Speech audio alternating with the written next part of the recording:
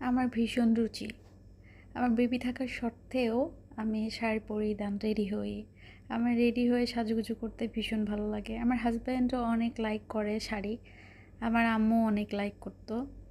আমার সাজুগুজুটা একটা আর্ট নিজের মতো করে। তো আমাকে তো পার্লারে যেতে দেয় না। ও পার্লারে যাওয়াটা লাইক করে না। সে বলে যে তুমি যে সিম্পলি যেরকম সেরকমই তোমাকে সুন্দর লাগে। ব্রু প্লাগটা আমি বাসাতেই করি আর টুকটাক কিছু ফেসের ট্রিটমেন্ট করি বাসাতেই। ওইভাবে বাইরে যাওয়া হয় না। ওকে জানি না, মনে হয় হারায় ফেলার ভয়টাও বেশি পায়। এই জন্য আমাকে বাইরে যেতে দেয় না। জানি না, এক এক মানুষ এক এক পার্সন এক এক রকম তার বিহেভিয়ার।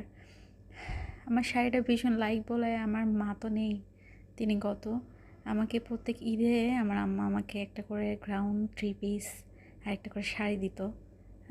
শাড়িটা আমার আম্মারও ভীষণ পছন্দের ছিল আর আমি শাড়ি ছোটোবেলা থেকে অনেক ক্যারি করি। আমার খুব লাইক, যেটা বলে বোঝাইতে পারবো না।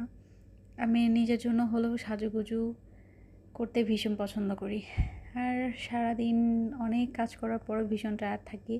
বাচ্চা যখন 9টা-10টার দিকে একদম ঘুমায় পড়ে, তখন নিজের জন্য একটু টাইম পাই, মানে আপনাদের ভাইয়া না আসা পর্যন্ত। তখন আমি টুকটাক একটু ফেসে কেয়ার করি। তাছাড়া ওইভাবে হয়ে ওঠে না।